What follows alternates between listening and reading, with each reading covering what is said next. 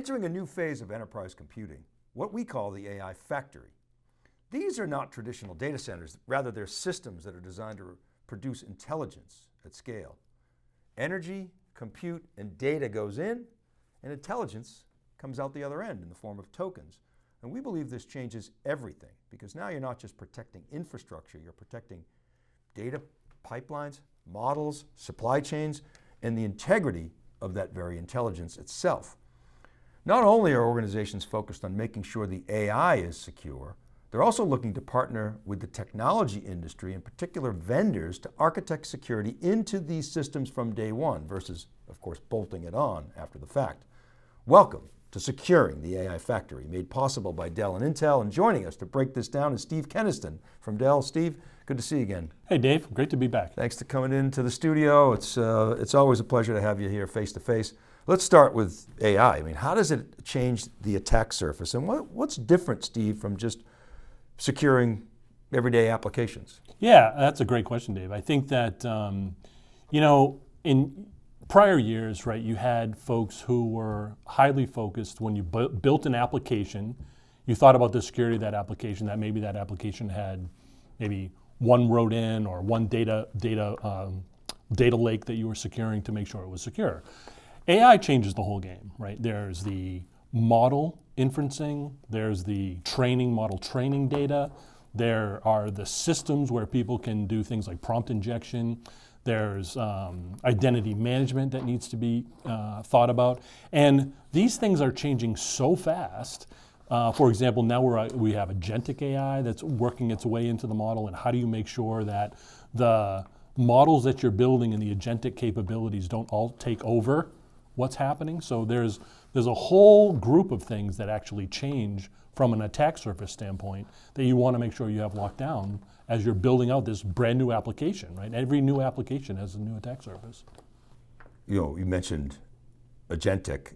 I want to come back to that because I want to ask you about the human side and the non-human side. But before I do, explain in a little bit more detail. So if I'm securing an app, like a CRM app or a service management app, what do you have to do, and how is that different in AI?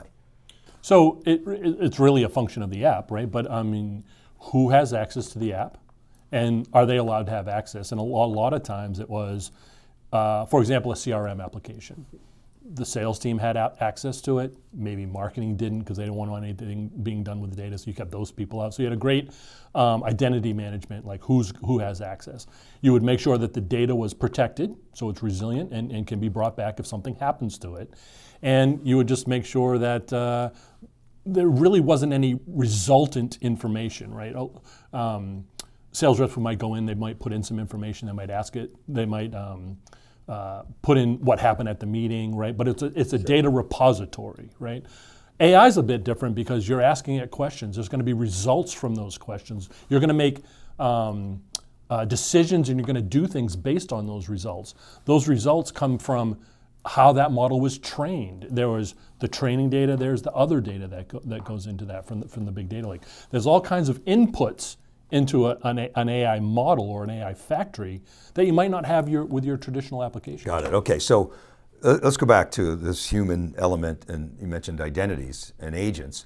One of the big themes at RSAC this year, actually the theme of the conference was the power of community, and ironically, all the discussion was around securing agents.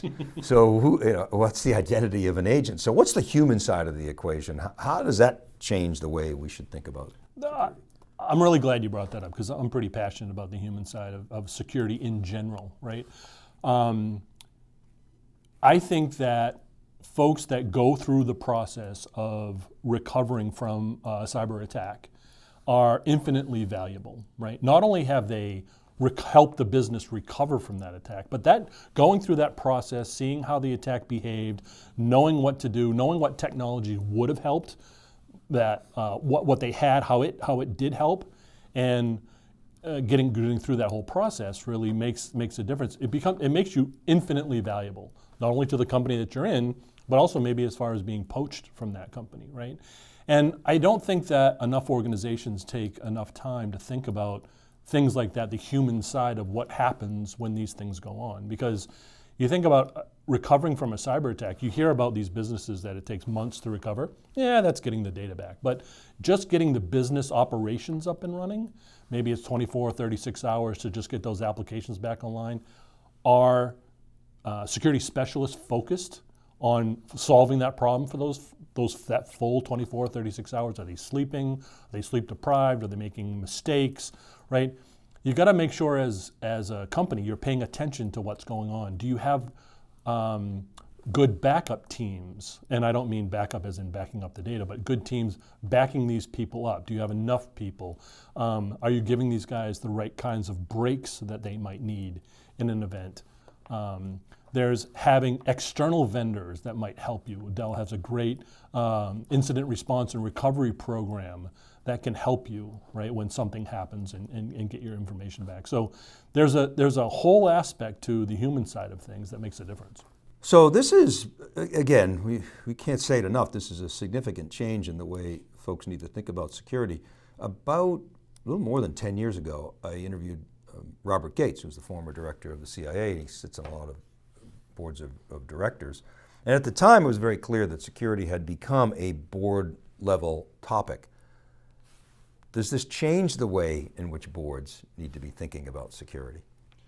I think it might, from the standpoint of, I mean, at the end of the day, I always say from a security standpoint, AI is just a workload, right?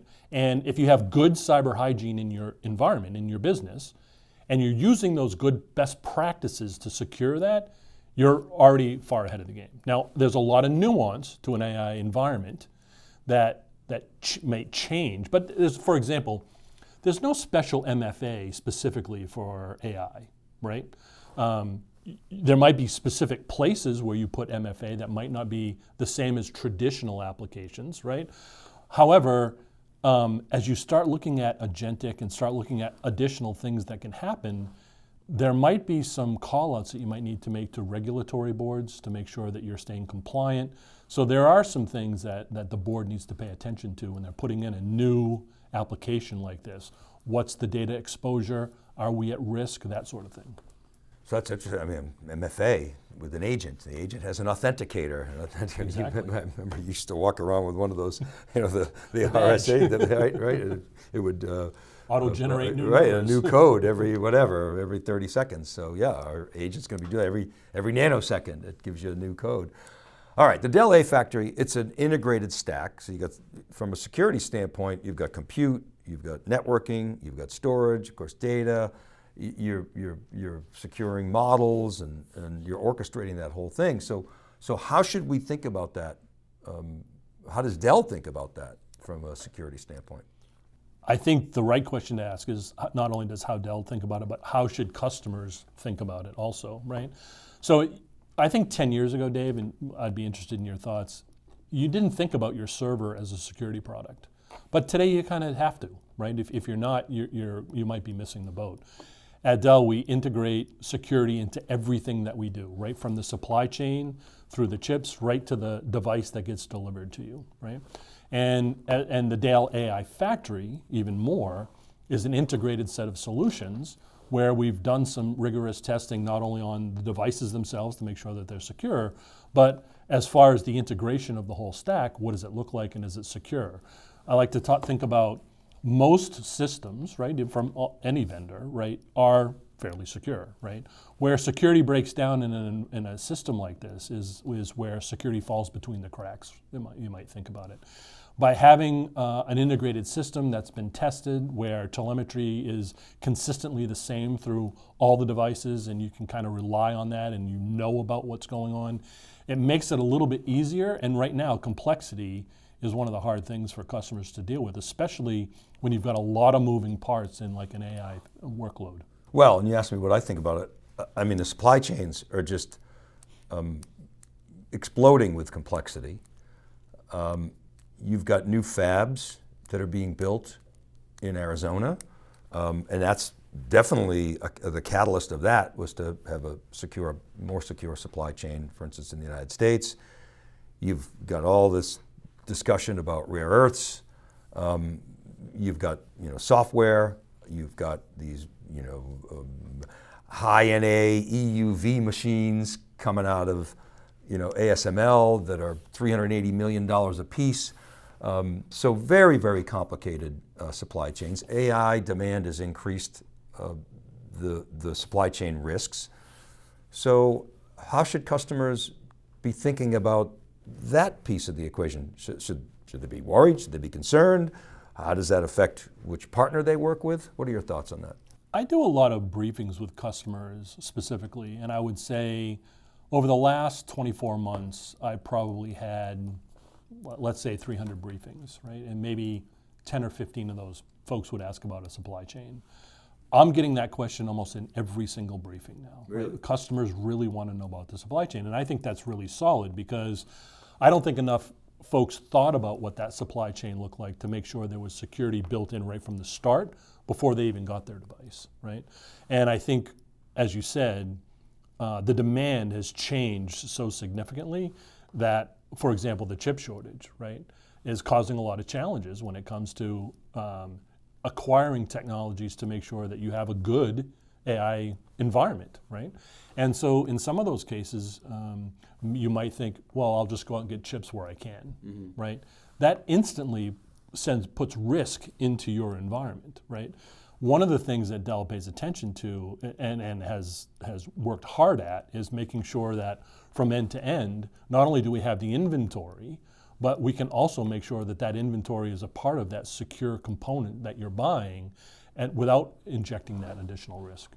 Well, and of course, memory supply is a huge issue right now, and with Dell's breadth and depth, you would think that you're in a better position than many firms in terms of securing things like NAND supply and other memories. I want to ask you about the narrative around security has always been the perimeter has vaporized. There is no perimeter. Is traditional perimeter security even relevant in this AI factory era? I would say it's not irrelevant. However, I think the perimeter has changed much like the attack surface has grown and changed. And this is a great place to talk up that buzzword bingo, zero trust, that everybody liked to talk about in years past. Zero trust is very relevant from the standpoint of the fact that it makes you think deeply about identity management, about where my risks are coming from, how to identify those risks, right? And those types of things are infinitely more important today in an AI world than they were before, such that you're keeping your environment secure. Okay, so if I infer correctly, zero trust is, you don't really look at it as a buzzword. It's actually something that's real, that while people might struggle to operationalize it, certainly NIST has frameworks, and if you apply those, I guess it's a journey, that's kind of a bromide, but still, it's something that security practitioners really need to pay attention to. It's gone from sort of buzzword to pretty much a fundamental component of a security strategy.